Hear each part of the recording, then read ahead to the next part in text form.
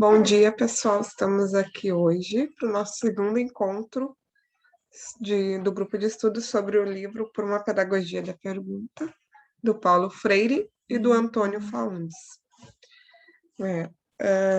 Para a leitura de hoje, a gente se organizou para conversar sobre alguns conceitos, entre eles ideologia, método e modelo e democracia, e pergunta e conceituação da ação. Na verdade, eu achei que essa segunda parte que a gente está lendo, ela é bem mais dinâmica que na primeira parte. Não sei se vocês também perceberam assim. O Paulo Freire estava meio que dominando a conversa, né? E nesse momento, assim, eles estão mais parelhos e o Faundes, inclusive, se coloca mais, né? Trazendo mais para o contexto da realidade dele. E eu consegui fazer vários paralelos com a realidade da escola, da educação, inclusive com outras metodologias. Inclusive, bem para o final da leitura de hoje, tem um momento que eles falam sobre o processo e o resultado, né? Que se deve valorizar mais o processo, tal, que é um dos princípios da abordagem Régio, por exemplo. Né? Então, para começar, eu acho que um dos primeiros pontos ali que eles trazem é sobre a ideologia, né? De como isso também, e faz uma relação com o livro, inclusive, Pedagogia do Oprimido, né?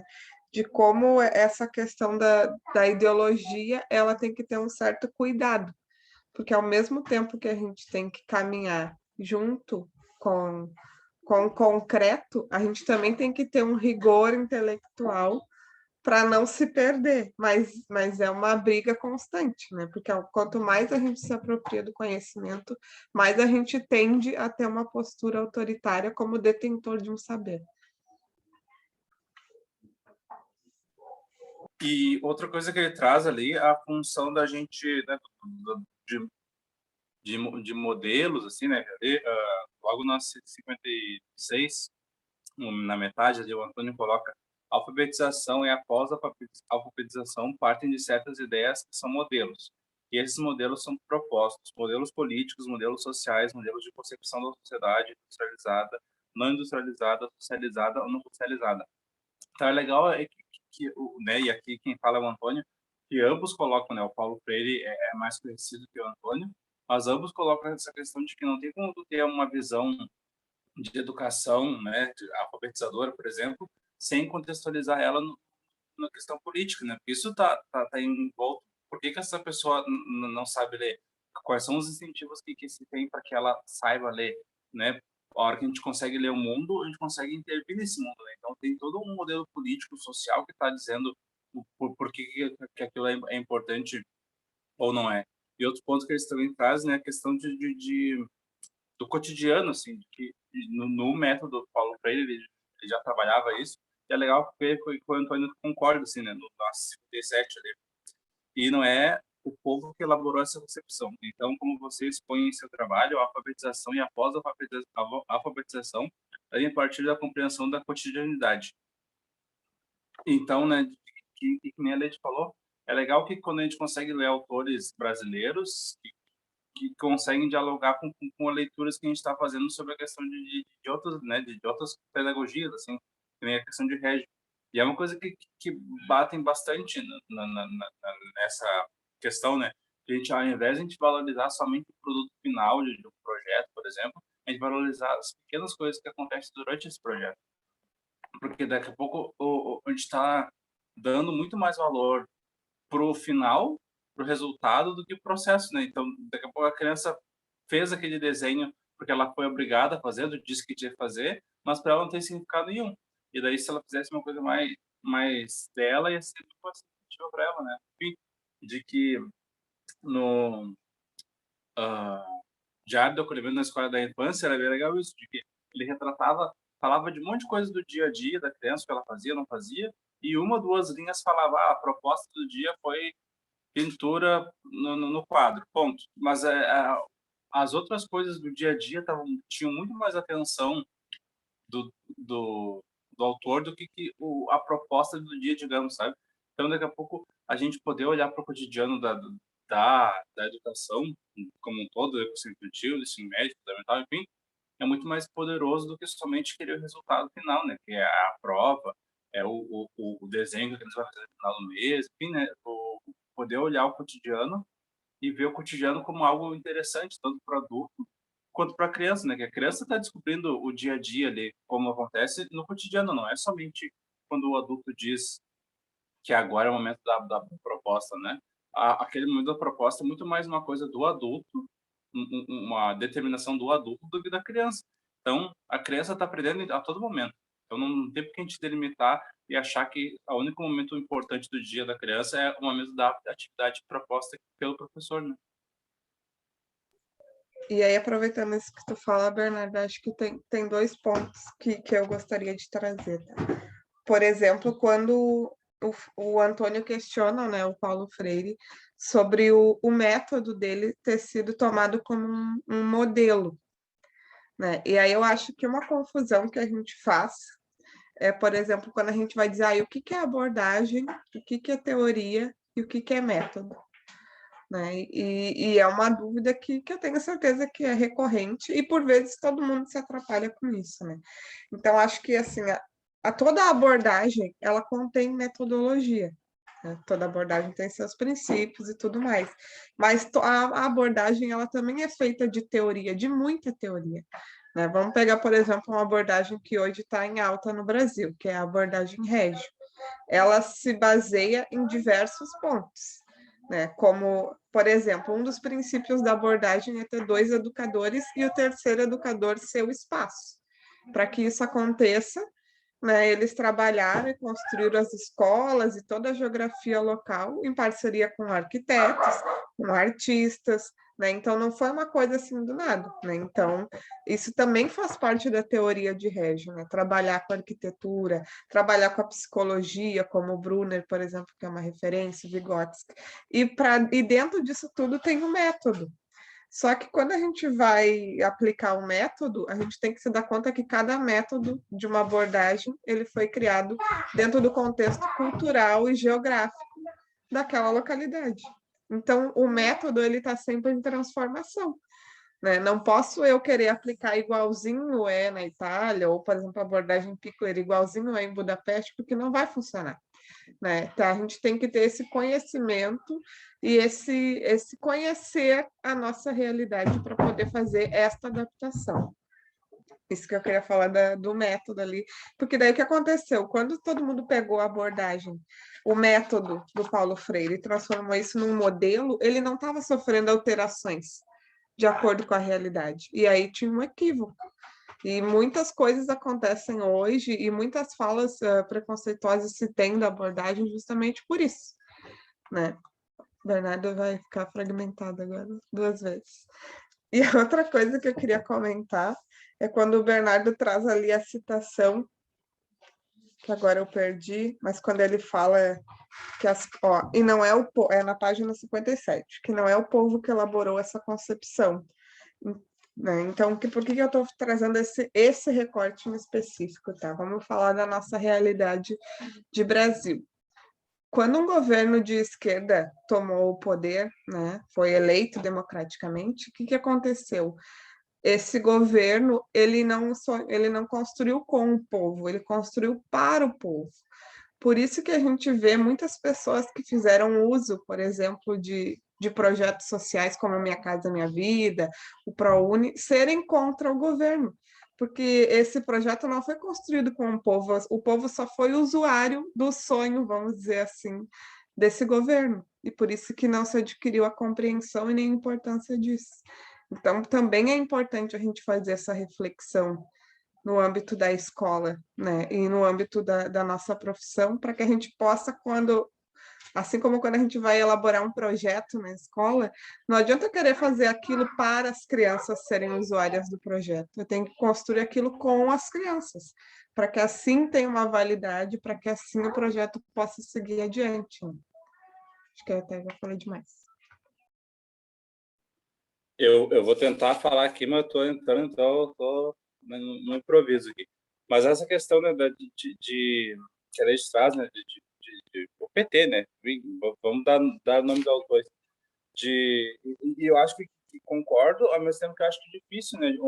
É um processo muito difícil, de que não tem como tu dar a compreensão de realidade como outro, como algo pronto, né? As ferramentas, o que tu consegue dar são ferramentas para que ele possa entender essa realidade. E é difícil, né? Esse processo ele é demorado, ele é lento, mas é importante a gente saber que ele existe, porque daqui a pouco... Ai, meu Deus.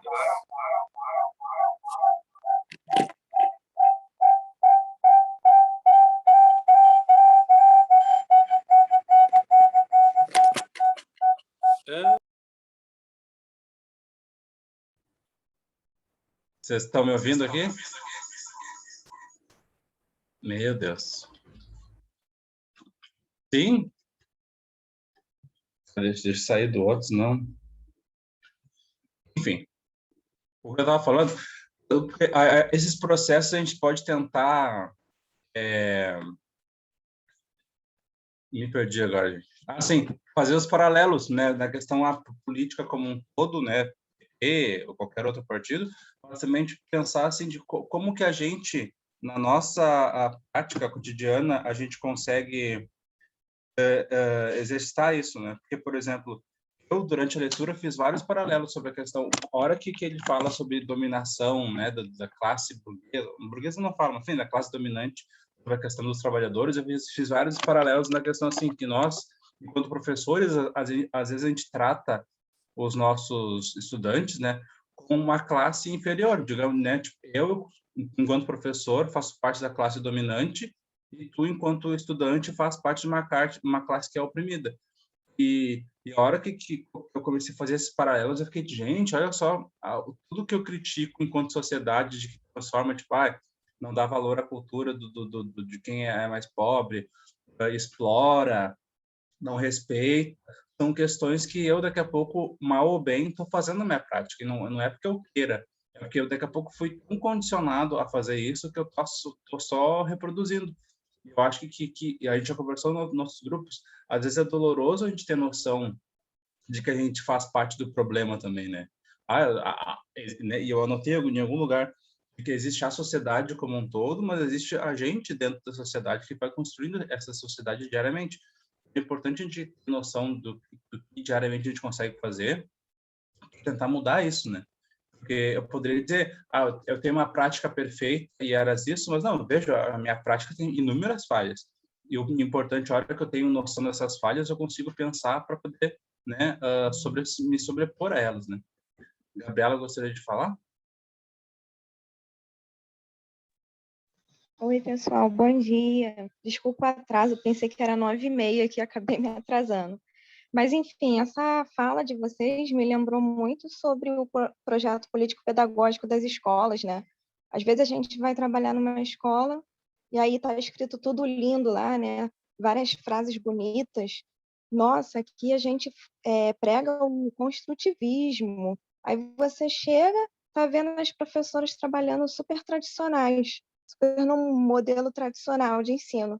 Aí eu fico muito nisso, né? Como é que essa construção desse projeto político-pedagógico que não envolve a equipe, só envolve, às vezes, uma coordenação ou uma direção pedagógica, como é que atrapalha, né, nesse fazer pedagógico da escola? Era mais isso, assim. Exatamente, Gabriela. Porque o PPP é justamente o projeto político pedagógico. E no momento que ele não é construído com a equipe e com as famílias, né, que são a comunidade escolar, a gente tem esse problema. Muitos professores não sabem o que está escrito no PPP da escola, e muito menos as pessoas que não são os professores, né? Os educadores, o pessoal da cozinha, as pessoas praticamente não têm acesso ao PPP. E aí, fazendo uma relação com o que aconteceu conosco agora, na pandemia, muitas escolas privadas, aqui pelo menos no Rio Grande do Sul, escolas pequenas, acabaram fechando porque as famílias não manteram o contrato na pandemia, né? Porque ninguém estava trabalhando na concepção dessas pessoas e não pagaram a escola não teve como manter a equipe e acabou fechando. Isso acontece porque não foi feito junto com as famílias, né? porque em compensação eu conheço uma escola aqui da cidade de Porto Alegre que ela perdeu uma criança em toda a pandemia, porque justamente todo o processo da escola e todo o diálogo se fez junto com as famílias. Então, a importância disso também, né? O Paulo Freire chama isso do sonho, né? Do sonho que se sonha junto, de como ir construindo isso com as pessoas, e acho que é importante a gente pensar assim, né? E muitas vezes também, quando as pessoas têm acesso ao PPP, elas não conseguem ter a compreensão daquilo que está escrito, né? E aí, por vezes, não tem um trabalho da escola também para instrumentalizar essas pessoas para que elas compreendam aquilo que está sendo dito. E eu acho que isso é tão importante, né? Porque e às vezes a gente vai ver a escola prega pela autonomia da criança e não sei o quê, blá, blá, blá, e daí no dia a dia é muito diferente. Eu acho que daqui a pouco é importante que o trabalhador, né, que trabalha na educação tenha até acesso a ele, porque a gente pode até reivindicar, olha só, no PPP da escola, estão dizendo que vocês proporcionam um espaço de autonomia para a criança. Na escola não tem torneira adaptada, a criança não consegue abrir a torneira, ela não consegue se enxergar no espelho, enfim, ela não consegue várias coisas que seriam da autonomia dela. Ele já nos dá um norte de reivindicação. O que eu vejo agora, daqui a pouco, às vezes se entende que a hora que o professor da escola privada está reclamando da escola, é tipo, é mais fácil tu sair, então. Mas não, né? Se eu estou reclamando, significa que eu estou vendo um problema, e se eu estou reclamando, significa que eu acho que melhorar, arrumar esse problema ia ser uma coisa positiva, né? Para as crianças e para mim, enquanto adulto trabalhador. Então, deixar de ver o reclamar, o questionar, o perguntar, né, que os autores colocam aqui como uma coisa negativa. Porque se a pessoa está vendo a realidade e vendo algo que poderia mudar e ela está falando, significa que ela quer que aquilo mude para melhor, né? Porque senão fica só coisas diferentes, um documento mega bonito e uma realidade que não dialoga com ele, que funciona, né? Ali na 59, acho legal que eles trazem, né, a questão ali, no início do parágrafo, que essas ideias se transformam em modelos, ou seja, se não são aplicadas criativamente à realidade, corremos o risco de considerá-las como a realidade. Daqui a pouco, se a gente não dialoga esse PPP com a realidade, a gente vai achar que a escola é aquele PPP, né, o imaginário. Mas não, a escola é construída no dia a dia. Por isso que é importante a gente poder questionar ela. E a lei de um dia, né, logo nos primeiros grupos, só falou assim de que tem escolas que estavam querendo falar só projeto pedagógico, né? Querer tirar o elemento político do PPP, mas né? A hora querer tirar o elemento político é uma posição política. Se eu disser assim, gente, aqui é a escola, os alunos estão aqui para aprender, eles não estão aqui para falar sobre política. Mas tudo que tu traz para as tuas crianças, para os adolescentes, enfim, tudo que tu deixa de trazer, o que tu fala, o que tu não fala, é um posicionamento político. E ainda mais agora, sabe? Tentando dialogar com esse texto aqui que fala sobre a questão do exílio. Quantas as pessoas estão numa situação não de exílio, mas de excluídas socialmente aqui no Brasil, né? O preço das coisas, o acesso às coisas. Ontem mesmo, né, eu vi um vídeo, mandei para a Lady também já viu a questão do Bolsonaro falando sobre os professores, achava que tinha professores demais, sabe? Então, todo esse descaso com a educação, e não tem como um professor ficar nesse intermédio, né, do mundo, assim, do mundo da criança, do mundo do adulto, enfim, ficar dizendo que não tem política no nosso fazer pedagógico, sabe? Não existe como. Inclusive, isso que tu fala, Bernardo, está na página 61, no final da fala do Paulo Freire, bem no final da página, ele diz: a negação da politicidade é finalmente percebida como um ato político. E aí, em seguida, quando o Antônio fala ali já na 62, eles estão falando sobre abstração, né? Sobre quando os conceitos, ele dá o exemplo do conceito de terceiro mundo, que já era uma abstração total, né? E aí, em seguida, eles começam uma reflexão sobre ser especialista de alguma coisa e tudo mais, né? E eu acho que isso é uma coisa também que a gente precisa ter uma atenção, porque quanto mais a gente vai se apropriando, por exemplo, agora, tá? Quanto mais a gente lê Paulo Freire, mais a gente vai enxergar Paulo Freire. Aí a gente lê outras obras e a gente olha, isso aqui é Paulo Freire também. Só que, na verdade, tudo isso, o Paulo Freire faz parte das pedagogias participativas e dos conceitos de educação democrática. Então, todos esses autores, eles tinham o mesmo princípio ideológico e político. Então, por isso as falas são semelhantes. Isso não quer dizer que tudo seja Paulo Freire, só que quanto mais a gente se apropria de um conceito, mais ele tende a se tornar a verdade absoluta, né? Que é uma discussão que eles vão fazendo ao longo de toda essa fala deles, né? E eu trago esse ponto para justamente fazer um link com o que a gente falou no encontro passado, né? Quando o professor está dentro da sala, se apropriando da rotina, do cotidiano, do fazer pedagógico, ele passa a ficar numa postura superior, né? E de não ter uma visão horizontal do que acontece na sala, muitas vezes de não ter um diálogo com a sua própria dupla, quando ela existe, e muito menos com as crianças. Então, toda a escola se torna só o seu espaço de trabalho e as crianças o objeto de trabalho. E com isso a gente passa a não construir coisas junto com as crianças, né? E por isso que a gente vê professores tão cansados e exauridos no final do dia, ou no final do ano, principalmente, porque isso, o trabalho, ele demanda um esforço e demanda um cansaço. Não quer dizer que o professor não vai trabalhar, só que a forma como ele vai construir essa relação de trabalho, no momento que ele se coloca numa postura superior, ela vai porque na verdade ele acha que é superior, mas ele vai ter pessoas acima deles. E isso gera uma frustração também, né? Tem inclusive o Raul tem um livro que também ele tem uma versão para adultos, que é Se os Tubarões Fossem Homens.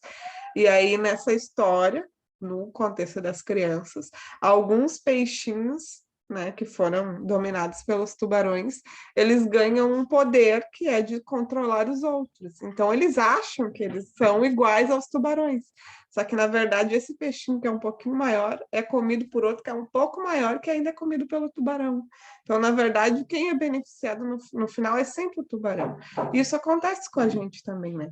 A gente se coloca como um peixe maior do que as crianças, só que acima de nós está a gestão da escola, que está as secretarias, que está o governo, que está o governo federal, e assim vai, né? Então, não existe como a gente construir uma relação dessa maneira tão vertical, porque sempre vai ser cansativo e nunca vai chegar numa construção de fato positiva para todos. E isso, esses dias eu vi um videozinho, acho que de uma psicóloga, falando assim, de que a criança, ela devolve para o adulto a forma como o adulto faz com que ela se sinta, né? Então, por exemplo, se o adulto, né, responsável ou o professor, enfim, só oprime a criança daqui a pouco ela faz ações para que também ela possa de alguma forma oprimir o adulto. São pequenas ações, sei lá, daqui a pouco uma criança que juntava os brinquedos na sala tranquilamente, do dia para a noite ela resolve que não vai juntar mais.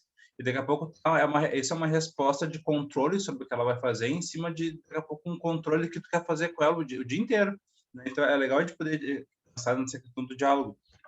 E os autores colocam ali na 63, assim, quando se propõe que o verdadeiro é uma busca e não um resultado, que o verdadeiro é um processo, que o conhecimento é um processo, e enquanto tal, temos de fazê-lo e alcançá-lo através do diálogo, através de rupturas. Isso não é aceito pela grande maioria dos estudantes que se acham acostumados a que o professor hierarquicamente tem a verdade, ele é o sábio e, portanto, não aceitam o diálogo. Eu anotei porque, né, na educação infantil isso é um pouco diferente, porque a gente, né, a ideia é que a gente não fique sentado e já, isso é o certo e isso é errado, não façam, bem. Mas o quanto que enquanto professor da educação infantil, professor, né, a gente consegue ver que a nossa relação é de diálogo e não assim, estou trazendo algo pronto. Tanto que eu sempre tento falar, né, quando eu consigo pensar sobre isso, eu não dou aula para educação infantil. Eu sou professor na educação infantil, ou da educação infantil, porque eu não trago pronto algo. Pessoal, hoje eu fiz isso, ponto, né? E isso acaba gerando certos problemas. Por exemplo, nessa semana na escola, me pediram fotos sobre as atividades propostas que eu fiz na Semana Farroupilha. E as atividades propostas foram muito tipo, conversar sobre o que é ser gaúcho, o que é ser gaúcha. E não tem um espetáculo nisso, é só uma roda de conversa conversando. Então não tem por que tirar foto disso, né? Não tem um espetáculo. Mas me foi pedido que eu tirasse foto porque os pais precisam saber o que está sendo feito, porque é uma semana especial. Só que eu faço vídeos diariamente para os pais poderem ver. Então, para que eu preciso ficar inventando, né, pirueta só para mostrar para os responsáveis? Porque a minha relação está muito mais no diálogo. Eu tento dialogar com as crianças e daí eu tento dialogar com os pais através desses vídeos, mas, né, são questões eu tento valorizar o que tem nas crianças. E é uma relação difícil, assim, de eu me entender enquanto professor, que será que eu estou fazendo algo positivo a hora que eu não estou trazendo algo pronto? É um constante debate assim, que eu tenho que ter, porque daqui a pouco tem exigências de fora dizendo que eu tenho que fazer, e eu quero tentar escutar as crianças, eu tenho que tentar encontrar esse meio termo, né? E até, eu posso mandar ali no grupo, tem esse artigo, Modelos Pedagógicos e Modelos Epistemológicos, que é muito bom, que fala sobre isso, tipo, a pedagogia diretiva, que seria o que o professor sabe de tudo e o aluno, né, criança ou estudante não sabe de nada.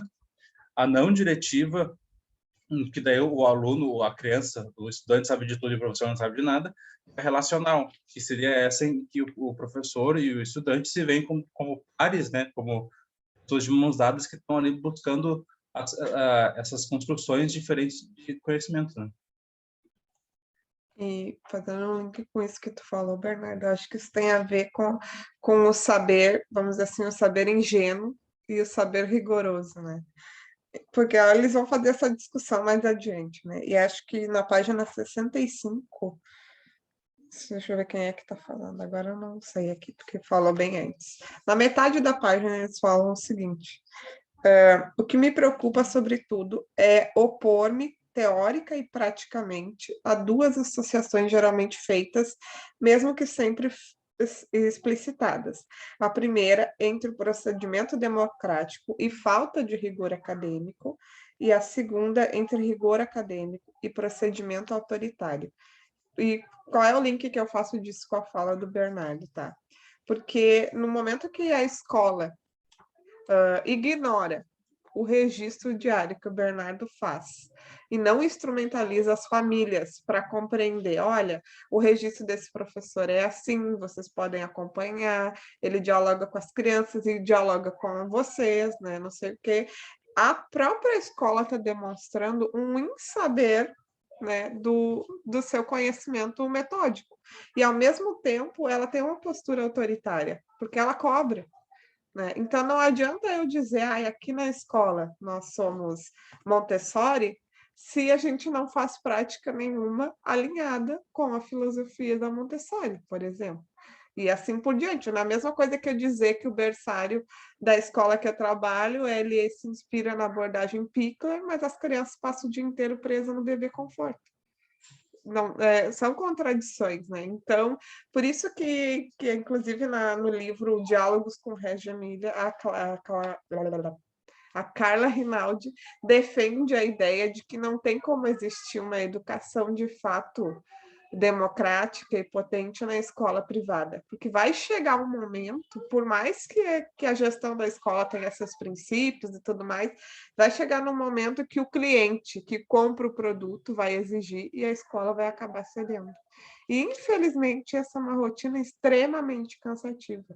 Né? Inclusive, a gente sempre comenta, né? Ter ou não ter uma escola. Vamos supor aqui, eu e o Bernardo, que temos essas ideias. Se a gente tiver uma escola, a gente vai conseguir manter o nosso papel, a gente vai investir um valor muito considerável e nunca vai ceder às famílias, então a gente vai perder o investimento. Então é difícil, ao mesmo tempo que o Brasil não comporta nas escolas públicas a capacidade de atender todas as crianças, ele decreta por lei que toda criança tem direito à educação pública e de qualidade. Mas aí ele não oferece, né? Olha como é uma coisa difícil, né? A gente fez um grupo que é sobre o corpo e o lugar da criança na escola da infância, e um dos textos que a gente estudou falava justamente que, ao mesmo tempo que o Brasil foi um dos primeiros países a instituir políticas de primeiro mundo, né, para a escola, para a infância, direitos humanos, o Brasil não cumpre as próprias leis e os próprios parâmetros que ele criou. Né? E ali a Gabriela falou, educação infantil, a etapa creche, é muito difícil ter vaga. As listas de espera para berçário, para bebê, são gigantescas, porque nascem muitas crianças, né? E a gente não dá conta disso. Aí se constrói escolas de educação infantil privadas que... E aí, quando eu vou falar agora pobre e rico, eu não estou falando de recurso financeiro, mas de qualidade de atendimento. Né? Porque vai ter escolas que vão oferecer um atendimento péssimo, muito pobre, de recurso, de educadores, de investimento na saúde das crianças, e outras que vão oferecer e a família não vai conseguir atingir aquilo. Né? Então, e ao mesmo tempo, né, olha como é difícil toda vez que eu vejo, que a Gabriela falou da classe trabalhadora ficar como? Por exemplo, as mães que trabalham na noite, né? Quando a gente fala de ter uma escola no turno da noite, os professores já ficam de cabelo em pé, como isso, não sei o quê. Mas e essas famílias que de fato têm que trabalhar nesse horário, como que elas ficam? Como que se atende essas pessoas? Aí eu já vi gente dizer, então não pode ter filho. Como que a gente vai dizer isso para as pessoas, sabe? Olha, é muito difícil, né? Então, é uma discussão. Quando a gente traz essa discussão das políticas públicas voltadas para esse controle da população e essa dominação dos corpos, inclusive dos corpos familiares, a gente vai ficar discutindo e não vai chegar a lugar nenhum. Então, não basta a discussão. É preciso a ação também.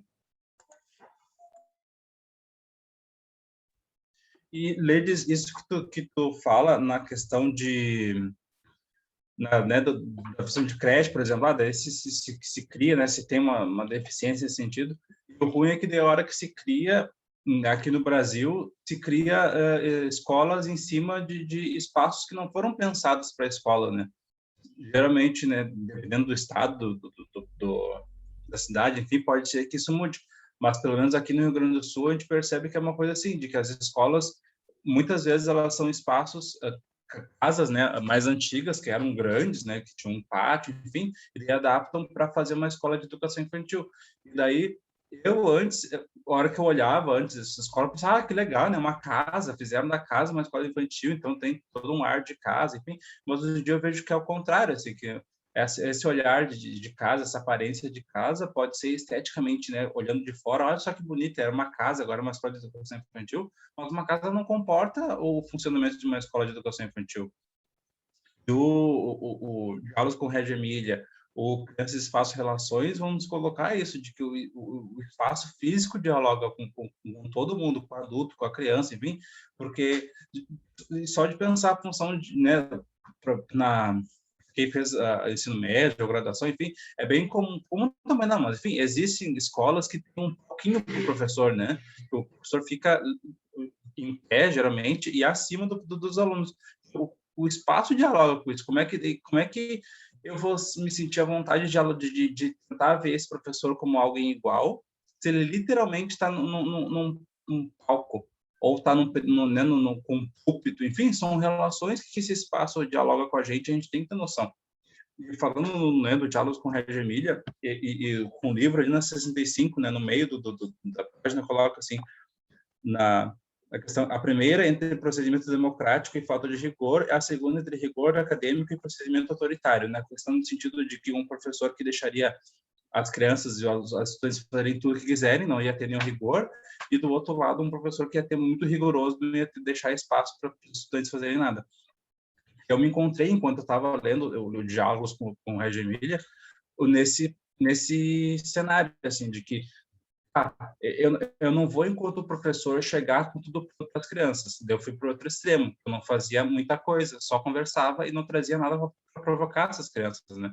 Eu acho que eu saí de um que eu achava que quem sabia era eu e ponto, e fui para o outro que as crianças sabem de tudo e eu não sei de nada. E eu acho que hoje em dia eu consigo dialogar melhor entre esses extremos, assim, de que eu tenho que respeitar o tempo das crianças, respeitar o que elas sabem, ao mesmo tempo que se eu não der nada para elas, para provocar que elas se questionem, elas vão pensar sobre o quê, entendeu? Né? Na questão mais objetiva, por exemplo, eu estava trabalhando um projeto sobre o corpo humano. Se eu não trouxer nada para provocar eles sobre isso, como é que eu vou querer que eles se questionem sobre isso, sabe?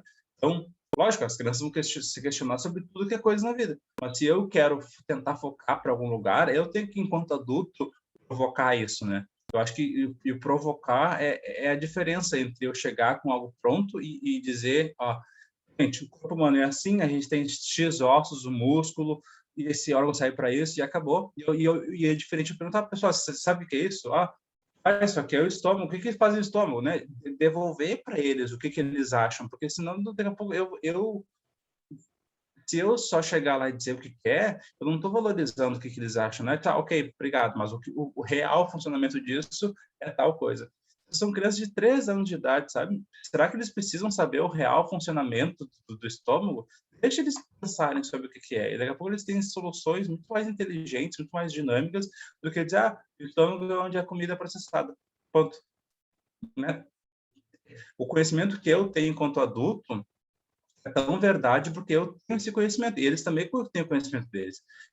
Né, eu sou uma pessoa que está da área da educação. Pegar uma pessoa da área da biologia, ela vai dar outra explicação, né, sobre o estômago. E eu estou certo, ela está certa, a criança está certa, os três estão certos. São concepções da realidade e entendimentos que cada um tem. Gabriela? É, o que você está falando parece bem assim, combina bem com o título, né, do livro, Uma Pedagogia da Pergunta. A gente escutar o que essas crianças nos trazem, esses conhecimentos prévios, né, que também o Paulo Freire usa muito essa palavra, conhecimento prévio, e escutar o que essas crianças já sabem sobre determinado assunto, porque às vezes a gente vem com uma imposição de que, olha, nossa, essa matéria aqui é muito difícil, esse conteúdo aqui é muito difícil, então eu já vou trazer tudo pronto para essas crianças, porque eu sei que elas não conhecem, elas não sabem. Olha o pensamento desse professor, né? Às vezes a gente até acaba se pegando assim, pensando isso. E aí eu acho muito legal essa valorização desses conhecimentos prévios, trazer essa turma, né, para poder tirar, falar suas dúvidas. Eu acho que é muito legal isso. E aí eu estou vendo na minha turma um movimento muito legal, que antes que eu inicie a aula, eu sempre entro um pouquinho antes, porque eu estou remoto, né? E aí eles sempre trazem perguntas para mim. Aí eu sempre falo, quando eu não sei, eu sou muito sincera, que também é uma coisa que o Paulo Freire também fala muito, né? Da gente também ter essa sinceridade, que o professor não sabe tudo, a gente ser legítimo nisso. E aí eu até falo, olha, isso eu não sei responder a você, mas a gente pode pesquisar, que tal a gente descobrir juntos, que tal a gente pensar depois, né? Fazer uma pesquisa. E aí eu tenho visto isso muito acontecer na minha turma e eu acho muito bom eu valorizar essas perguntas que eles, né, eles trazem para mim. Que as crianças têm que ser curiosas, né? Elas têm que, a gente não pode podar isso. Chegar e falar, não, não vou te responder agora, vamos falar outro momento, vamos não sei o quê. Então, acho que é bem legal isso, assim, vocês trazem, né? Da gente realmente valorizar e trabalhar em cima dessa pedagogia da pergunta, né? Essa pedagogia do questionamento, do crítico também, que a gente fala muito, né? Como é que a gente está ali como educador? O que a gente quer, né, propor? Qual o objetivo? A gente quer formar o quê? Pessoas críticas que vão pensar sobre o que está acontecendo no mundo, o que está acontecendo ali em volta delas. Eu acho que esse processo que a gente acaba fazendo de trazer esses conhecimentos prévios, de trazer esses questionamentos, afirma cada vez mais esse fazer político mesmo de fazer crianças, né, que serão futuros cidadãos críticos, né, que possam ver ali sua realidade, questionar, não aceitar. Então, acho que também a gente trazendo, né, os conteúdos dessa forma mais dialogada, a gente também está contribuindo para esse fazer dessa forma, como eu disse. E eu acho assim que tem coisas que vocês trouxeram que eu acho muito importantes a gente retomar. Por exemplo, quando o Bernardo fala da confusão que ele sentiu no momento que ele começou a estudar as abordagens e pensar, não, então eu tenho que deixar vir das crianças, né? Então ele adotou uma postura permissiva. E também não se trata disso. Mas isso acontece muito, né? Voltando à abordagem Pickler, quando a gente fala de movimento livre, alguns educadores entendem que não vão fazer nenhuma intervenção e deixar as crianças livres o tempo todo. Só que para isso eles não preparam um espaço seguro e que proporcione um movimento livre e não se preparam para observar. Então, não está acontecendo nada. Não é abordagem Pickler e não é nenhuma abordagem, é simplesmente deixar as crianças livres, né? E não se trata disso, essa confusão ela é bem comum, né? Então, uma das coisas que eu e o Bernardo, a gente participou de um seminário organizado pela Zelo Consultoria, e tem um momento que uma participante, que inclusive é de Portugal, ela faz uma fala que me marcou bastante, que ela diz assim, a criança ela não é o centro do processo, ela é central no processo. E isso faz toda a diferença, porque no momento que a criança ela é o centro, ela é o protagonista unânime, a gente se sente também inferiorizado e se acha incapaz. Então, bom, se essa criança é tão potente, ela é tão forte desde sempre, tal, o que que eu vou fazer? Né? A minha postura vai ser só ir alcançando as coisas para que ela vá desenvolvendo a sua potência. Mas no momento que eu entendo que justamente por ela ser assim central nesse processo, ela precisa igualmente de um professor potente, protagonista e criativo, eu entendo que o meu papel é de me apropriar dos conceitos dos referenciais, desenvolver a minha prática, registrar, preparar o ambiente e oferecer propostas enriquecedoras para essas crianças. Né? Então, essa é uma diferença que a gente vai construir também. É de que eu não vou dizer assim, agora é isso e vocês façam, como a gente falou da diferença de atividade e de proposta. A atividade ela já tem um início, um meio, um fim, né? E a proposta ela está aberta. E ainda assim, quando a gente fala em proposta, não é assim, vamos fazer uma proposta de tinta e as crianças pintam a escola inteira. Não, ela também tem combinados, né? Também tem assim, a gente vai explorar a tinta dentro desse espaço, com esses materiais. Se vocês saírem desse combinado, eu vou chamar a atenção de vocês, a gente vai se retirar ou vai acabar o momento. Né? Então, tem tudo isso que a gente tem que ir avaliando. E voltando um pouquinho na fala da Gabriela, tem uma coisa assim que eu penso, né? Que até anotei assim, o intelectual precisa saber que sua capacidade crítica não é superior e nem inferior à sensibilidade popular. Por que que eu trago isso? Porque quando eles trazem aqui o exemplo, né, de uma pessoa que vai se apropriando de conceitos e tal, ela passa a achar que o povo, vamos dizer assim, que no caso seriam as crianças, eles sabem menos.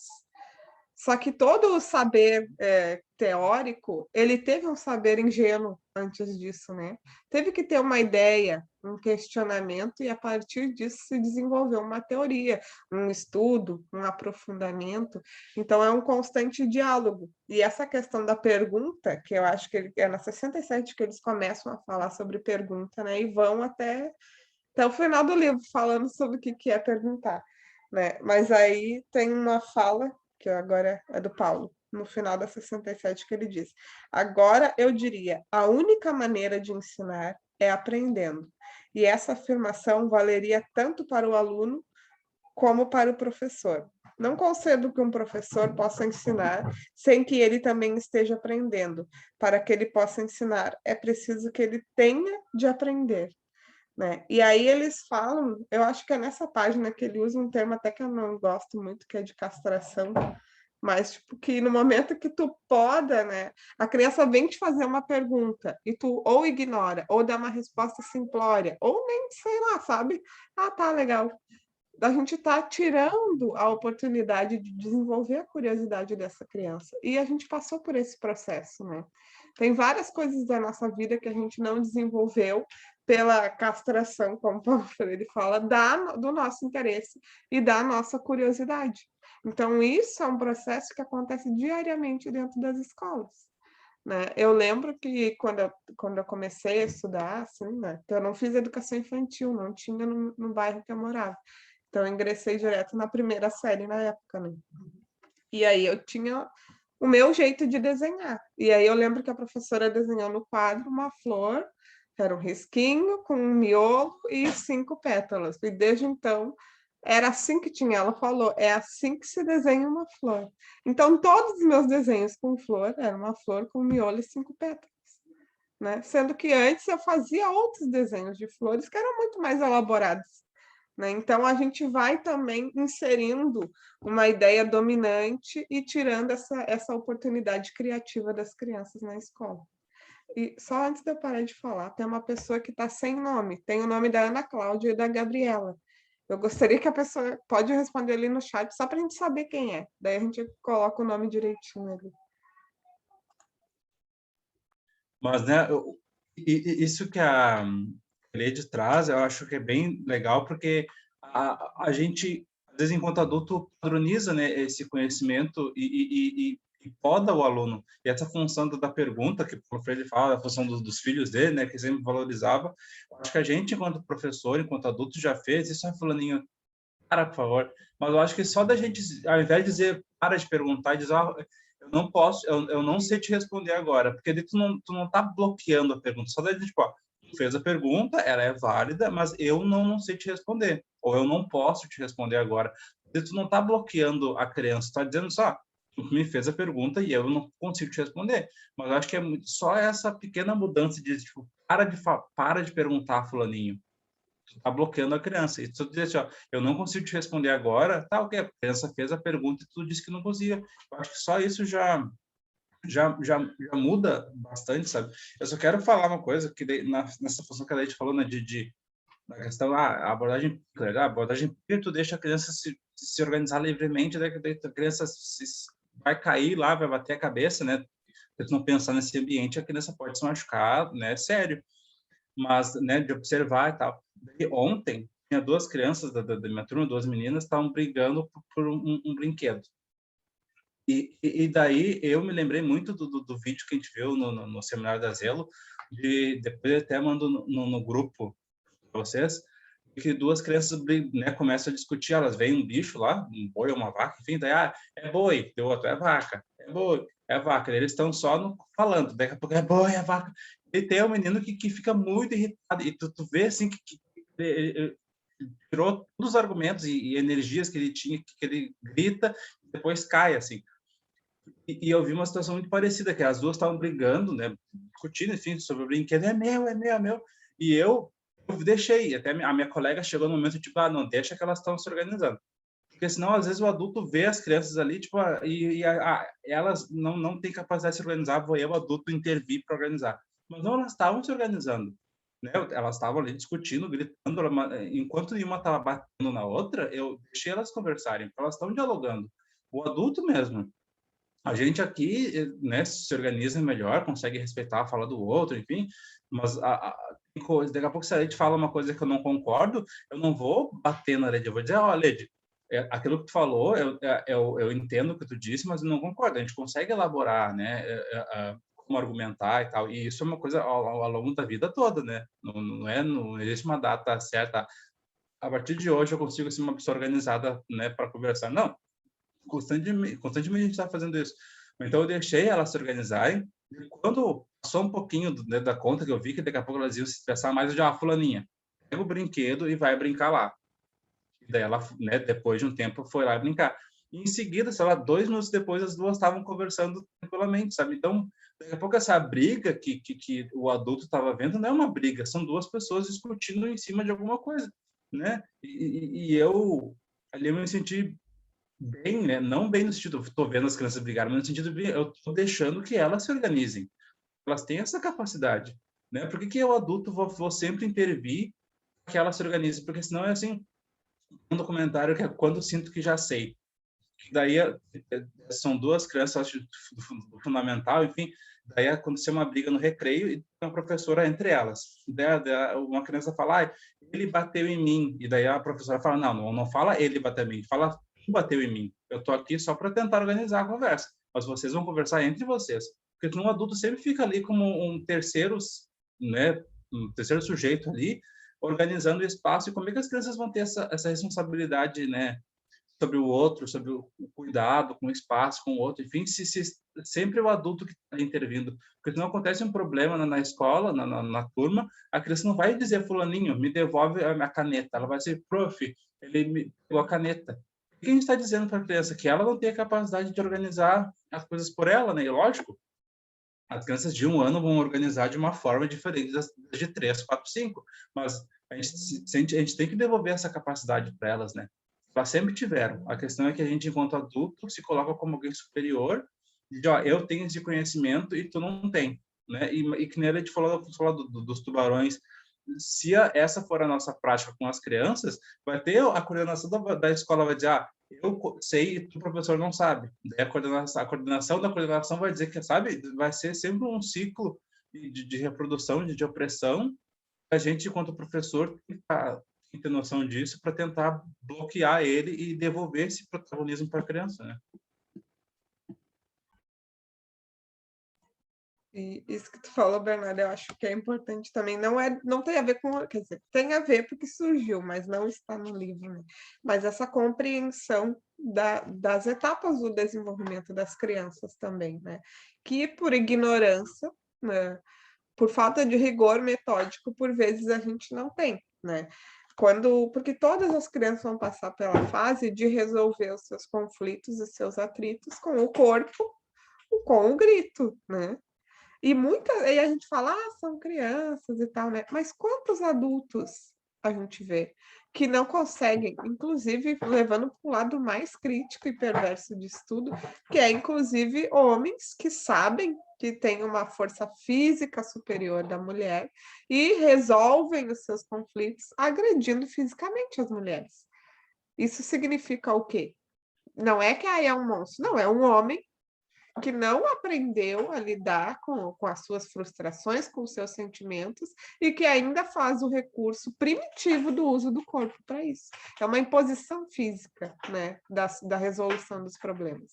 E aí está lá na BNCC que a gente tem que garantir oportunidades de desenvolvimento pleno para as crianças, né? Só que aí o que a gente faz?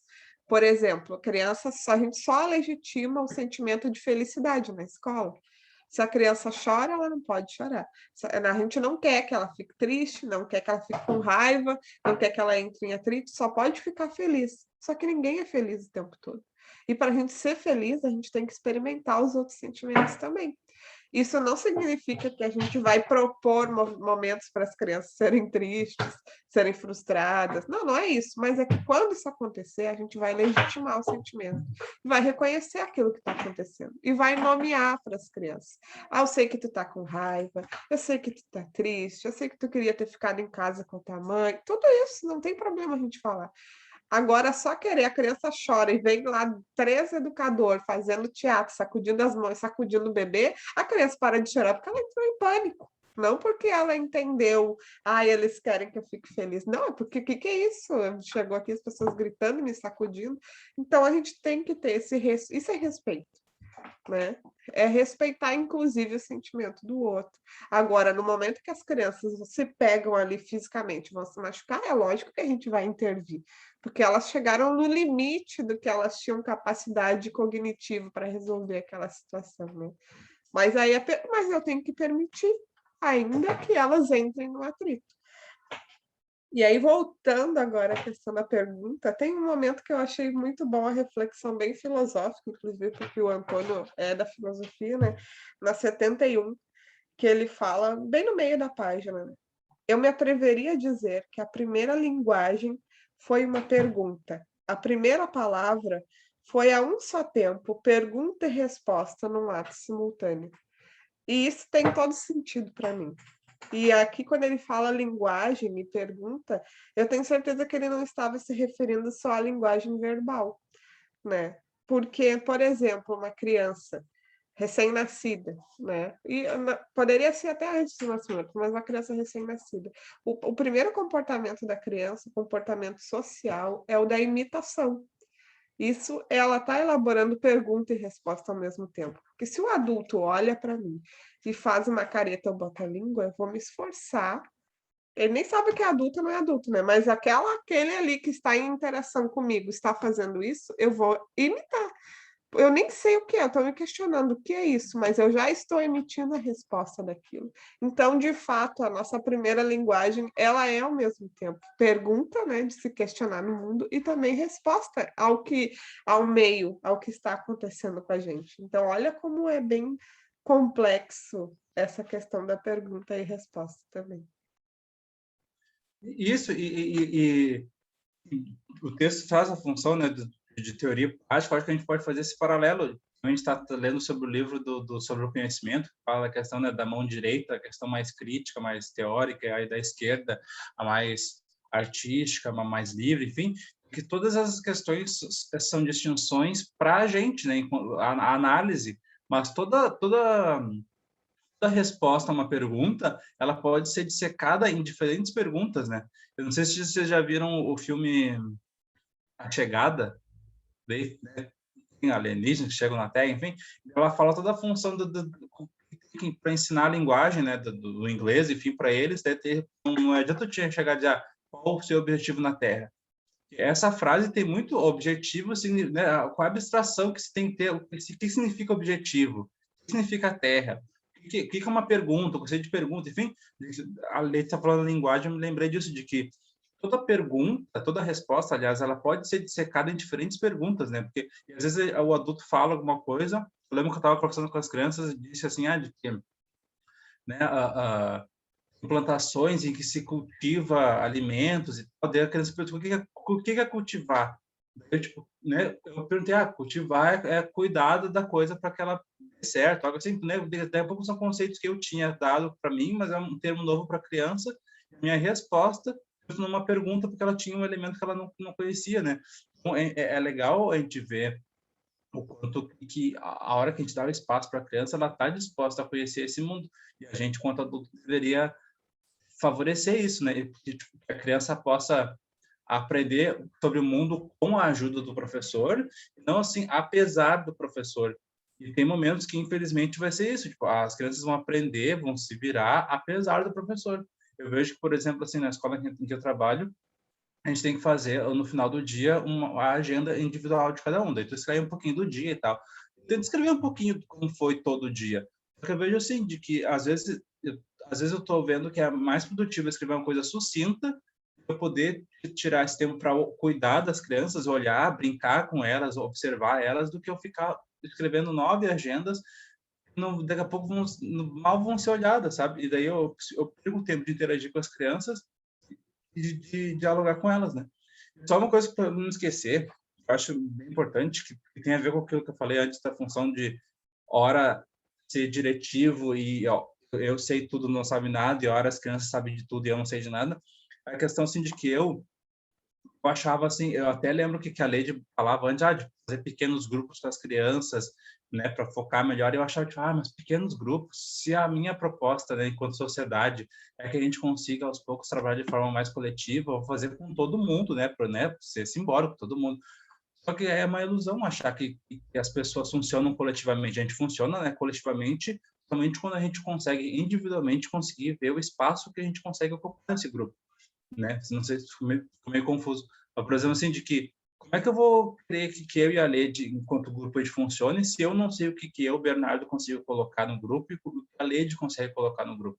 Porque, né, aqui no meu pequeno babá, por exemplo, a Lede acaba ficando mais responsável pela a questão antes do grupo, de organização do grupo, né? De fazer o PowerPoint, de fazer a divulgação e tal. Eu fico mais a função depois, o certificado, o vídeo no YouTube, enfim, né? São questões, se a gente disser assim, a Lede faz tudo e o Bernardo faz tudo, a gente não ia funcionar, né? Tem coisas que a Lede consegue fazer melhor, eu consigo fazer melhor, então a gente consegue funcionar como grupo. E botar todo mundo numa mesma função, às vezes não é a melhor coisa, né? E eu queria só compartilhar uma coisa que eu fiz ontem, eu acho. Eu tento sempre que possível não formar fileiras, né, colunas, aliás, um atrás do outro, porque eu acho que é meio ruim, né? Para que fazer isso se eles conseguiriam se organizar melhor? Porque daqui a pouco eu tava querendo que eles tivessem um funcionamento de coluna, que viesse um depois do outro, ao mesmo tempo em que eu não coloquei isso. Então, ontem eu coloquei, gente, fiquem um atrás do outro para poder lavar a mão. E funcionou, né? Porque era uma coisa que eu não queria usar, mas não, eu via que negar ela também era uma coisa ruim. Então, agora eu consigo ver, tá? Tem momentos que eu posso deixar eles livres e eles se organizam por eles mesmos, mas tem momentos em que é melhor que eles fiquem um atrás do outro para poder ter uma organização, né? Então, não é negar que o professor vai ter que fazer algo pronto às vezes, mas é conseguir dialogar com eles e entender que é uma troca, né? E ali fala, né? O professor aprende, o estudante aprende, tá todo mundo numa troca ali e democrática, né? Eu posso dizer, eu sei, tu não sabe, sou um ditador, a, a, a flor que vocês fazem está errada, que a flor certa é de 5 pétalas e era isso aí, ou tipo, olha só, faz a flor que tu quiser, porque não, a tua abstração de flor, por que eu estou dizendo que ela é errada, né? São conceitos diferentes e que ambos são válidos. E aí, Bernarda, quero dizer que tu fez uma reflexão muito importante ontem, então. Porque no momento que a gente diz, por exemplo, não façam fila e não façam trenzinho para as crianças, a minha gata está expelindo uma bola de pelo aqui agora, acho. Tem uma questão importante. Por exemplo, andar em fila. Em que momento da sociedade a gente anda pela rua em fila? Nenhum, né? Mas a gente faz fila para ser atendido, para pagar uma conta, para ir no banco. Então, tem momentos da vida que a gente precisa fazer a fila. Então, usar a fila para se organizar, porque só tem uma pia para lavar a mão, não é um problema. Agora, se deslocar pela escola em fila é um problema. E aí eu vou fazer um exemplo para vocês que foi ao mesmo tempo trágico e cômico para mim, né? Eu comecei a trabalhar numa escola que está aprendendo as coisas, né? Não é bem difícil, assim. Ao mesmo tempo que a escola quer para ter as pedagogias participativas, ela tem muita dificuldade de entendimento, a equipe, né? E aí, numa reunião, eu falei para as meninas, né? Porque só tem mulheres na escola. Falei assim, gurias, não vamos usar a expressão perna de índio, porque, né? O que é? Vamos parar e pensar um pouquinho. O que é perna de índio, né? Porque elas chamavam as crianças para sentar no chão com as pernas cruzadas, né? E diziam perna de índio. Tá, e daí a gente teve uma conversa assim, eu achei que tinha ficado entendido. Quando eu chego na escola no outro dia, eu escuto uma professora dizer, vamos sentar agora em perninha de índio. E daí a outra fala, não, a Leide falou que não pode mais fazer perna de índio. Então, elas entenderam o seguinte, ninguém mais pode sentar no chão de perna cruzada. E não foi isso que eu falei. Né? Então, eu tive que subir, que é uma escola que tem andares, e conversar com as gurias, não tem problema, eles sentarem, cruzar as pernas, se eles querem. Eu não disse para as crianças passar o dia inteiro em pé. Eu só disse para a gente não usar uma expressão que carrega um preconceito sobre os índios, como se só esse jeito só os índios fazem, ou tipo, a gente está legitimando uma coisa. Ah, tá. Sabe? É essa coisa assim que. E é o que acontece com a gente, né? Na política, na sociedade e tudo mais. A gente diz uma coisa e aquilo alguém pega ali um trechinho daquilo e transforma em verdade absoluta. Tem um vídeo de comédia até que eu vi recentemente que falam sobre como acontecem as coisas na internet. Aí um homem esbarra numa mulher assim no mercado e ela cai em cima da feira, assim, né? E daí ela diz monstro, e daí vem uma pessoa e diz, ele tá batendo em mulher. E daí outra diz, se ela tivesse grávida, ele tá batendo em mulher grávida. E aí, sabe, vira uma coisa. E é assim que funciona o nosso diálogo, inclusive na escola. E aí, voltando à questão da pergunta, na verdade, a gente se cansa de responder, porque a gente já tem um momento que ele fala, eu acho, que a gente perde a capacidade, assim, de não sei onde está, mas na 75, por exemplo, ele fala: quando uma pessoa perde a capacidade de assombrar-se, ela se burocratiza. Porque a gente até permite que a criança faça pergunta na escola, mas não é a todo momento. Tem a hora para fazer pergunta. Né? Às vezes a criança vem, não, agora não pode, agora é tal coisa. Né? A gente tem essa mania de colocar a hora em tudo. E ao mesmo tempo que eu estou aqui defendendo para vocês o direito de perguntar, eu sou mãe de uma criança de 4 anos que pergunta o tempo todo. E isso é cansativo. Tem momentos que eu quero dizer para ele, Raul, agora vamos só assim, ficar no mundo das ideias, vamos fechar os olhos e dormir. Mas ele não para. E aí, quando o Freire fala, dá o exemplo de que ele sempre atendia os filhos, né?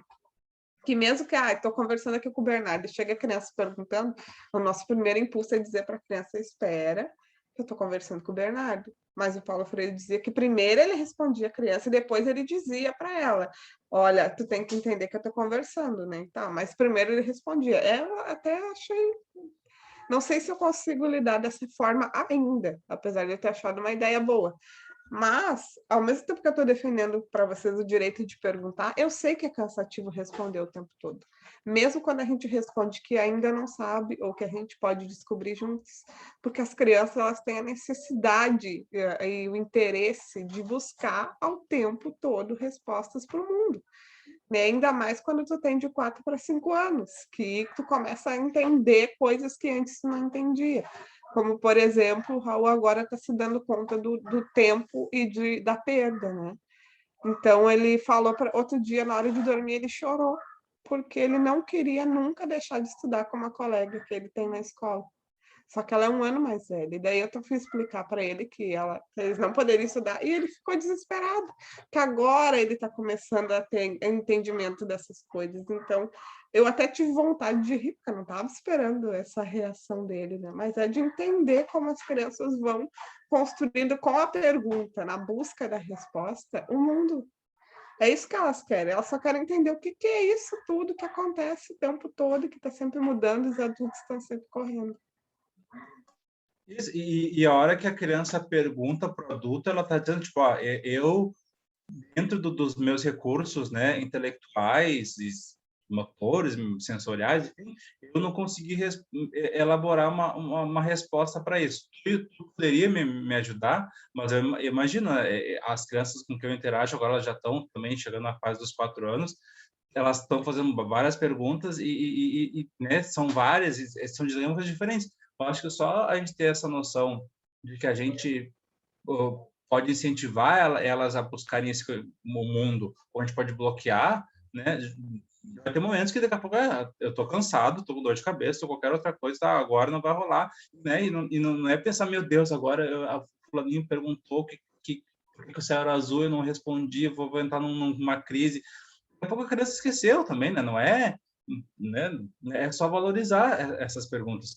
Eu mandei para a Lady até esses tempos a criança perguntando assim se a Terra girava, se a Terra ficava parada, uma coisa assim. Porque, né, as crianças, a hora que elas oportuniza que elas elaboram, elas vão construir relações com o conhecimento, né?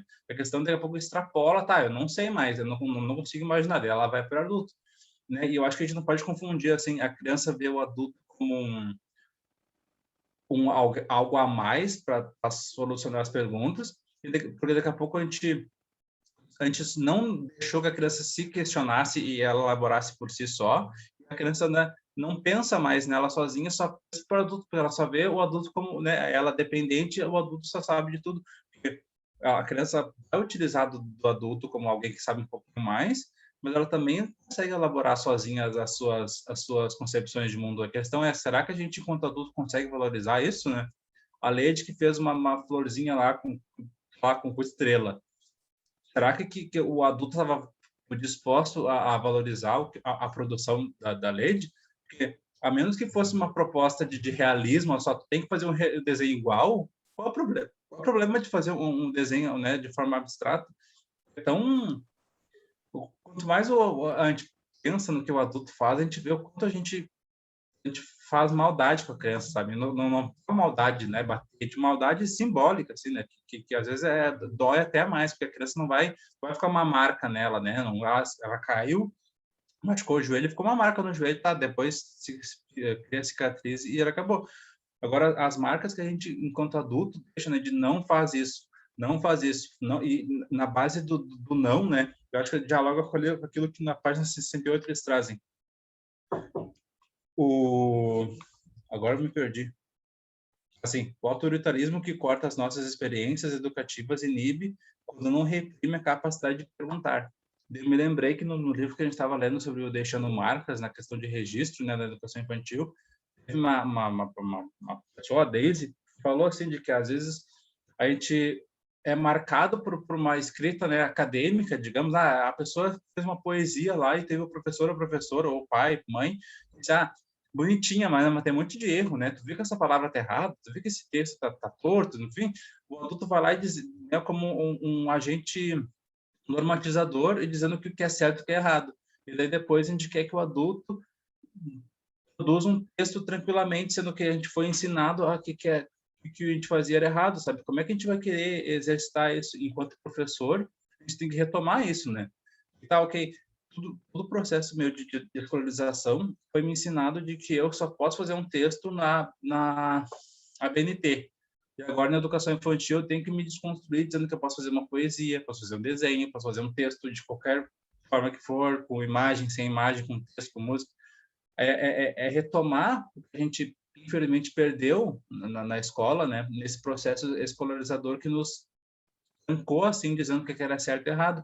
E agora a gente tem que tentar reverter isso para poder olhar para as crianças com um novo olhar e também nos propor a nos olharmos, né, com novos olhares. A gente também vai errar, não é porque a gente se formou em pedagogia ou qualquer outro curso que foi, que a gente agora é detentor do conhecimento e sabe tudo, nunca vai errar, não. O diploma é uma questão, né, legal, assim, eu estou apto a exercer essa profissão, mas é no dia a dia que a gente vai construir o que é ser professor, né? E é mais seria muito mais interessante se a gente conseguisse fazer isso de uma forma de diálogo com as crianças e não em positivo. Você estava falando, Bernardo, dos planetas, eu lembrei que agora há poucos dias o Raul chegou para mim e falou assim: mãe, você sabia que Mercúrio é o planeta mais perto do Sol, mas não é o mais quente, que tem até gelo em Mercúrio?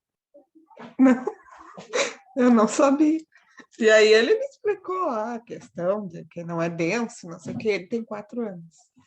Isso não quer dizer que o Raul é um gênio, isso quer dizer que o interesse do Raul no momento é pelos planetas e tal. Então, as crianças, quando elas têm interesse, elas se tornam especialistas naquilo. Mas, diferente de nós, quando elas têm interesse e descobrem as coisas, imediatamente elas querem compartilhar aquilo. E nós não. No momento que a gente sabe uma coisa, por exemplo, eu fiz uma coisa muito legal na minha sala, mas eu não vou dizer para o Bernardo, porque eu não quero que ele copie, daqui a pouco ele vai ganhar o crédito de uma coisa que eu fiz. A gente acha que, além da gente saber, a gente é o dono, o detentor daquilo, né? Diferente das crianças que a todo momento compartilham as coisas que elas trazem. E daí eu queria trazer uma citação do livro, mas eu vou esperar o comentário da Gabriela primeiro. Falando da escola, assim, né? Você disse da flor, né, o Lede? Aí eu fiquei lembrando muito dessa parte da escrita que me marcou muito, que eu lembro que a professora corrigia com a caneta vermelha, né? E aí a gente já associa, depois de um tempo, a caneta vermelha como aquilo errado, né? Fica um texto todo vermelho, aí você recebe. Aí, nossa, aquilo me marcou tanto que quando eu cheguei, assim, por exemplo, no ensino médio, que você se prepara para redação de Enem, aquela coisa toda, né? Você também participa de cursos de pré-vestibular, e aí você tem que fazer aquela redação dissertativa argumentativa, né? Vem aquela estrutura toda, e aí, caramba, aquilo me travava tanto, para você ver como é que essas marcas ficam. A gente acha que é besteira, mas não é. E aí eu tinha muita dificuldade de elaborar um texto, não porque eu não sabia o tema, mas por medo de errar, por medo do que a pessoa que vai ler vai pensar, né? Como é que ela vai corrigir isso? Então isso ficou muito marcado para mim. Aí agora na escola, claro que assim, a gente também não tem que deixar de intervir, né? Porque a gente está sempre o quê? Vendo o quê? Os erros, no sentido assim, de uma coesão, de uma coerência para passar para essas crianças. Mas assim, a gente tem todo um cuidado na hora de corrigir essas produções. Tem até um caderno que a gente fala que é o caderno de textos, que a gente deixa mais livre para as crianças escreverem e a gente não faz correções de marcar nada. A gente tenta fazer o seguinte: ler com elas, escolher alguns textos e ler com elas, com todas ali, com a turma. E aí a gente pode até falar: nossa, você poderia ter escrevido assim, ó, ia ficar melhor, posso te ajudar? Ou pedir até para uma outra criança ler e falar: você acha que aqui o seu amigo poderia ter escrevido de outro jeito? Você acha que fez sentido? Então, assim, a gente tentar sempre olhar por esse lado. Eu sei que é difícil a gente, né, chegar e parar e ter um momento para isso, porque são muitas demandas. Ainda mais nesse remoto, tem sido muito difícil para mim pegar e fazer essa intervenção com as crianças, né, do texto. Só que eu fico pensando muito nisso, porque talvez seja uma coisa que me marcou, né, que me chamou a atenção e eu não quero fazer. E é aquilo, como a gente realmente é pedagogo, né, a gente tem esse título, não quer dizer que a gente vai acertar sempre, né? E aí, essa coisa que você disse também agora no final, né, que os professores às vezes nem querem compartilhar um com os outros, eu acho que dita muito do que a gente vive mesmo, da nossa sociedade, né, de uma competição a todo extremo. Isso também a gente acaba vendo em alguns momentos na escola, né? Que eu não posso emprestar o meu caderno para o meu amigo, senão ele vai saber mais do que eu, e aí ele vai tirar 10 na prova. E eu posso nem tirar 10, sei lá, posso tirar 9. E olha só, eu emprestei meu caderno, meu amigo tirou 10, eu tirei 9. Tipo, uma competição que já vai sendo mostrada na escola, né? E aí eu fico pensando muito nisso, gente, porque é muito sério como é que essa coisa do capitalismo vai dominando a gente. E, infelizmente, essa ideia do poder, da superioridade, os adultos vão colocando isso nas crianças, né? Tem uma etapa que é justamente agora, assim, pelos 4, 5 anos, que as crianças, elas vão falar em casa. O fulano tem tal coisa. E aí, depende de como a gente, enquanto adulto responsável, vai conduzir essa conversa.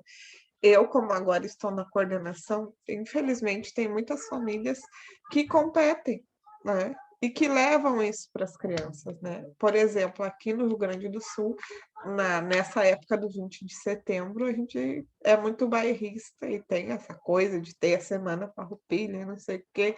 E aí algumas crianças na escola foram pilchadas, que é quando vai a caráter, né? E, porque eu não sei se vocês conhecem esse termo. E aí, uma das crianças reclamou em casa que a roupa dele não tinha o cinto da roupa do gaúcho e tal, né? E a mãe foi lá na escola e perguntou por que que não falaram para ela que um colega da turma tinha uma pilcha com cinto, que daí ela teria comprado para o filho dela, para ele não se sentir inferior. Eu falei assim, mas não se trata disso, teria justamente que conversar com ele e dizer que não tem problema.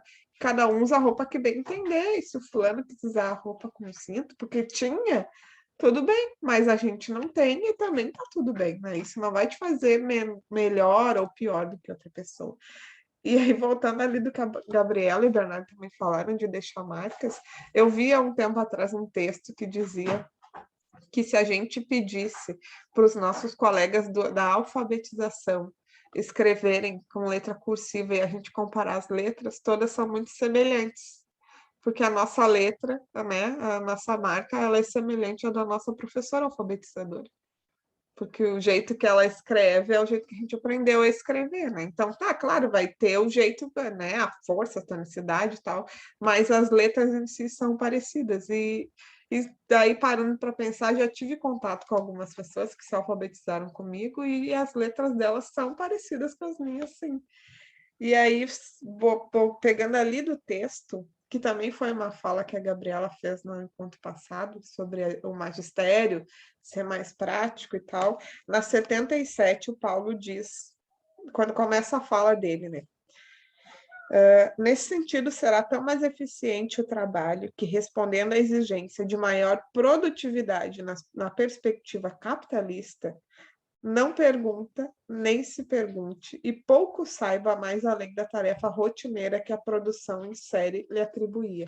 Que é justamente isso, né? Se o magistério prepara para a prática, ele não prepara para perguntar, porque eu tenho que estar sempre dando conta da produção para que as crianças se alfabetizem e saibam ler, e saibam fazer adição, subtração, não sei o quê. Eu não estou refletindo sobre a minha prática.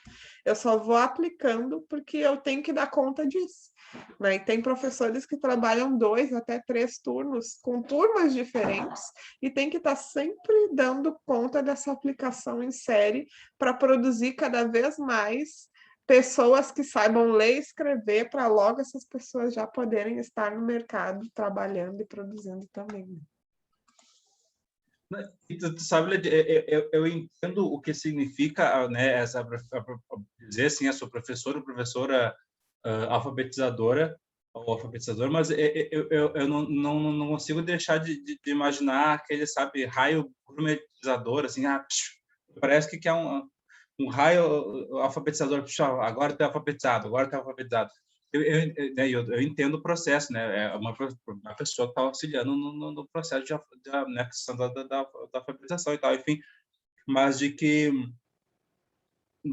esse caminho seja realmente um caminho e não uma coisa pronta, né? Porque eu acho que está fazendo um paralelo ali na página anterior, na 76, o Paulo fala aí, logo acima do Antônio, no penúltimo parágrafo, Sem essa aventura, não é possível criar. Toda prática educativa que se funda no estandarizado, no pré-estabelecido, na rotina em que todas as coisas são pré-ditas, é burocratizante e, por isso mesmo, antidemocrática.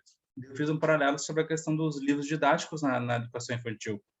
O que eles estão dizendo, né? Que o processo de aquisição do conhecimento na criança se dá de forma organizada. Vai fazer essa folhinha aqui, animais da selva, daí vai linkar, né?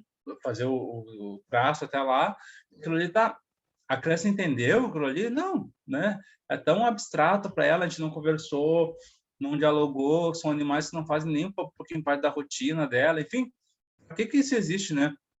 Se dão para instrumentalizar de uma forma negativa o trabalho com a educação infantil. Porque o que seria importante na educação infantil? Ter livro, sim, mas daqui a pouco livros para os adultos, para os professores se instrumentalizarem e poderem olhar a sua prática de forma crítica.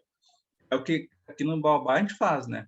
A hora que a gente oferece tanto os grupos de estudo que são fechados, né, são pagos, como os grupos abertos, então dizendo, olha só, vamos ler esse livro, vamos ver esse vídeo, esse texto vai poder nos dar argumentos, lentes para poder olhar a nossa realidade, né? Isso é importante, porque senão como é que a gente vai mudar a nossa realidade e achar que está tudo tranquilo, tudo bom, né? Essa é uma posição, digamos, ao contrário da fatalista que o Paulo Freire fala, né? De, sempre foi assim, então não vai mudar. Não, tipo, a minha prática é muito boa. Não tenho que mudar na minha prática, porque minha prática é 100%. E não tem como, né? E é um processo, se eu entendo, que eu disse antes, né? Que a minha formação se dá enquanto eu trabalho, não somente quando eu recebi meu diploma, não tem como eu dizer que eu sou um professor fechado e acabou, nunca mais vai aprender, né? Só uma coisa que eu queria comentar, de que a Leti falou, a função de que os adultos não querem compartilhar entre si, pentear-se, né, competição com o outro, enfim, que nem a Gabriela trouxe, né, é um traço da sociedade capitalista que a gente vive. Eu notei a função do espelho, de que foi no início desse ano, né, a gente estava trabalhando na questão de mini história, acho que era mini histórias, enfim, registro na educação infantil, daí eu fiz um registro de uma criança que estava brincando com o espelho. E, né, foi muito legal ver de que ele brincou com o espelho, ele botou a língua para fora, ele viu como funcionava, pegou um brinquedo, mostrou para o espelho e depois de ter explorado, ele foi lá e mostrou para o colega também. E isso aconteceu de novo esse ano com outra criança, nem era a colega dele, mesma coisa, pegou o espelho, brincou com o espelho, brincou com o carrinho e depois foi lá mostrar para outro colega. Então a criança ela está disposta, olha só, eu descobri como é que isso funciona, vou lá mostrar para o outro, né? E em que momento isso se perde, né?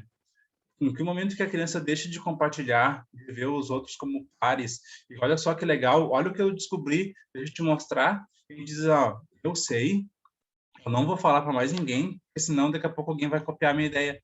É uma droga que isso é verdade, né? Porque, por exemplo, um livro. Se eu tenho uma ideia legal e se eu só compartilhar com ela, se deixar no registro, daqui a pouco outra pessoa registra ela e fica ela como a idealizadora do negócio, né? Então, é um diálogo que a gente tem que fazer, assim, né? Tentar dialogar o mundo do adulto com o mundo da criança e poder ver, olha só, tem tanta possibilidade, tem tanta coisa boa na criança, na infância, porque a gente não aprende com elas também, né? A gente só quer ensinar e esquece de aprender. Às vezes tem muito a ensinar se a gente está disposto a aprender também, né? E eu acho também que isso tem uma relação com uma coisa que eles falam, que é o saber o concreto, né, das crianças. Porque tem um momento, acho que é no 94, que acho que é o Paulo que traz um exemplo, ele fala assim, ó, aí temos no começo, ali no primeiro parágrafo, na 94. Aí temos uma diferença enorme entre nós e as classes populares que, de modo geral, descrevem o concreto. Se perguntarmos a um favelado o que é uma favela, é quase certo que responda: na favela não temos água. A sua descrição é a do concreto, não a do conceito. Um de nós talvez dissesse: a favela é uma situação sociopatológica. E aí ele continua, né? Não estou dizendo que a pessoa fosse responder assim, mas quando a gente pergunta as coisas para as crianças, elas sempre dão uma resposta baseada na experiência delas, né? Na vivência. A gente que sempre traz a coisa cheia de floreio, né? Aí eu lembro que eu tive na faculdade um professor de alfabetização e letramento, eu já contei esse exemplo em algum grupo, que ele disse, avisou, eu vou fazer uma prova e vai ter 2 questões dissertativas e eu quero que vocês me respondam o que eu estou perguntando, né? Ele falou assim. E aí eu lembro que quando na outra semana, quando ele trouxe o resultado, muita gente contestou. Pô, mas eu escrevi 3 páginas, não sei o que. E ele, sim, mas tu não respondeu o que eu te perguntei. Tu fez um pedagogismo cheio de floreios, mas não chegou na resposta. E eu estou dizendo isso não para dizer, e também é isso que eles defendem, né? Não é que a gente não vai dar valor à teoria. Não, só que a teoria ela não pode se distanciar da prática e da realidade, né?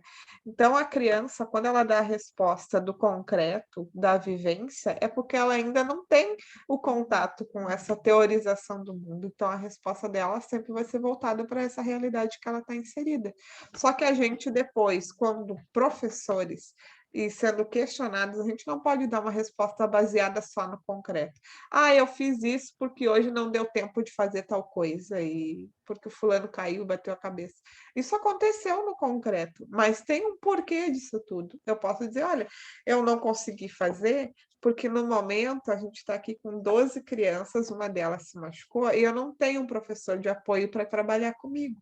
Se eu tivesse, a gente poderia ter se organizado e teríamos atendido. Mas a gente está sempre disposto a reclamar e a reivindicar as coisas de maneira primitiva e não com argumentação, né? Então é importante mesmo isso aqui, esse exemplo que eu dei, ele nem está voltado para a teoria, mas ele está voltado à argumentação, que por vezes falta para a gente, né? E aí a gente reclama. E muitas vezes a gente fica reclamando das coisas sem chegar na fonte também, né?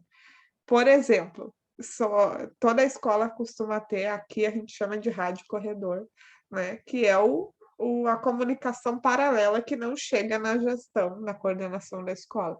E isso é ruim. Não é que seja ruim a gente conversar entre nós, mas no momento que o diálogo só fica entre nós, ele não chega a nenhuma solução de problemas. Então é preciso também, bom, a gente discutiu tudo isso, agora um de nós, ou todos nós, a gente vai falar e vai querer buscar uma solução, né? Nessa escola que eu e o Bernardo trabalhávamos juntos, nós tínhamos um grupo de estudos, que acho que permanece até hoje, porque eu não trabalho mais lá. Só que o grupo de estudos, tipo, a gente produzia e trocava e conversava sobre muita coisa, mas a escola não estava interessada, né? A escola não queria saber.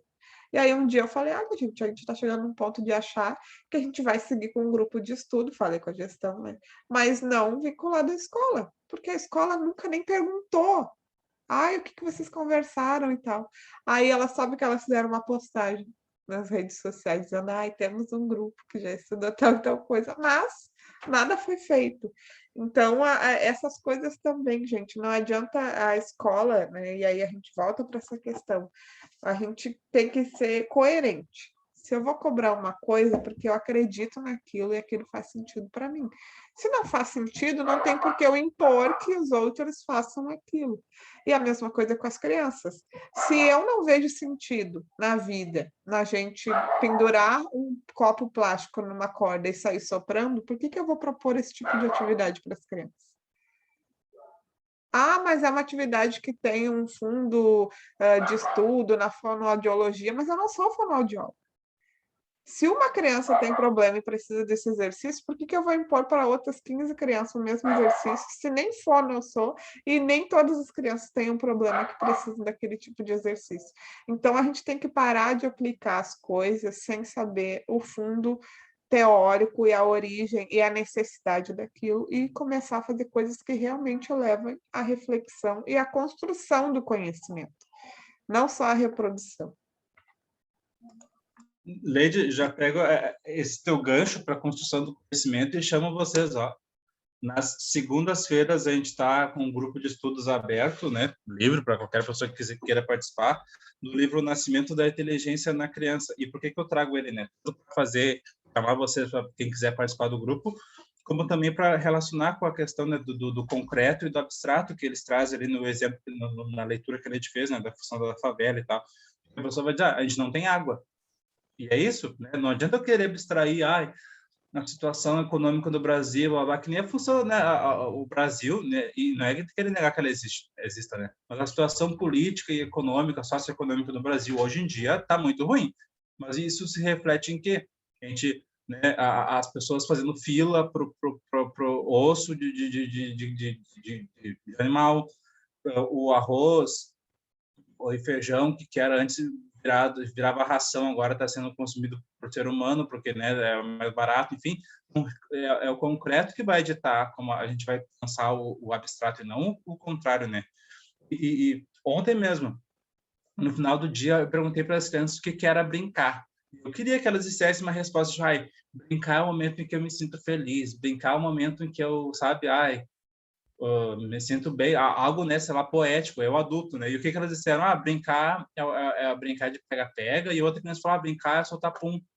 Eu disse, putz, brincar é soltar pum, e foi engraçado, lógico, mas não era a resposta que eu, né, gostaria de que elas me dessem, mas foi a resposta que elas me deram, porque, né, o brincar é isso. Enquanto elas estão brincando, elas estão relacionando, estão se questionando, enfim, e aquilo é válido. Não adianta o adulto querer que elas me deem a resposta pronta, algo pronto, dado, né? E o do Piaget, a gente teve o primeiro encontro na segunda-feira agora, e é uma leitura bem difícil, né? Porque a gente não está acostumado. É uma pessoa que está escrevendo, ele não está pensando assim, vou botar esse exemplo mais prático, enfim. É uma leitura mais difícil, mas é necessária, porque daqui a pouco a gente tem noção de que essa criança constrói essa abstração em cima do concreto, vai possibilitar que a gente possa entender, né? E que ele falou, a gente adulto, daqui a pouco age de forma, né, mais primitiva, a gente bate, a gente grita, a gente dá uma argumentação baseada em fatos e não só em razões, né, subjetivas, enfim, a gente poder pensar que essa linha de pensamento ela não dá só, ok, atingir essa fase, ponto, nunca mais vou voltar para outra. Não, significa que eu atingi a fase, sei lá, 3, eu tenho acesso agora a 3, a 2 e a 1. Não que eu só tenha 3, né? De que a gente poder ver esse repertório que a gente vai ter no longo da vida como algo que a gente tem como nosso, assim, e a criança está construindo ele. Então, não dá para exigir, né? No seminário da Zela, teve uma pessoa que falou exatamente sobre isso, de que exigir de uma criança uma postura que, né, neurologicamente não existe como ela ter. O cérebro dela não fez essas sinapses, essas conexões nervosas para ela poder raciocinar, pensar, relativar, né, se colocar no lugar do outro, né? Então,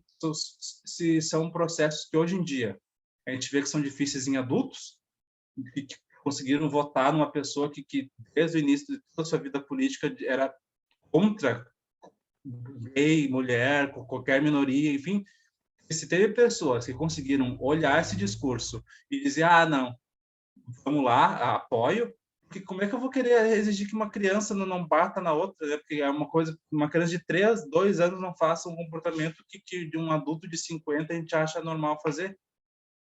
É triste pensar isso, mas é um reflexo da sociedade que a gente vive.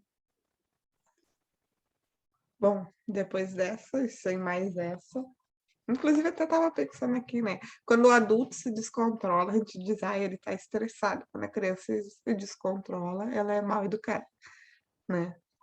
Então, maneiras diferentes. O adulto cai, a gente vai correndo. Tu tá bem? Tu te machucou? A criança cai. Não foi nada. A criança levanta com um ovo na testa. Não chora, não foi nada. Né? A gente tem essa coisa de desumanizar a criança também. E, gente, já nos aproximamos das 11 horas e eu quero fazer um lembrete, né, que quarta-feira a gente tem o terceiro encontro, às 8h30 da noite, e amanhã é o dia do centenário do Paulo Freire. Então, a gente quer deixar um convite bem aberto e bem simplório, tá? Quem se sentir à vontade e tiver algum material, de gravar um pequeno vídeo de no máximo 1 minuto, lendo algum trecho de algum livro do Paulo Freire e nos autorizando que a gente quer fazer uma postagem assim com leituras das pessoas, a gente também vai fazer, só como uma forma de celebrar esse centenário também, né? E a gente está fazendo esse grupo agora pelo centenário, mas a nossa ideia não é estudar o Paulo Freire só no aniversário do Paulo Freire, né? Eventualmente ter também outras leituras assim sobre isso. Eu acho assim que a gente talvez não tenha entrado exatamente o que é método, o que é democracia, mas a nossa conversa foi bem produtiva. Se alguém tem mais alguma colocação, pode aproveitar esse tempo para fazer. E se não, eu deixo o agradecimento por vocês fazerem novamente esse investimento no sábado pela manhã, de uma leitura bem extensa e de se propor a ouvir, a trocar, porque inclusive quando a gente não fala, o fato da gente dedicar, mesmo que daqui a pouco a Leidiane entrou aqui e nem estava olhando, mas ela está gastando a internet dela, a bateria do computador dela e tudo para estar aqui. Então é sempre um investimento.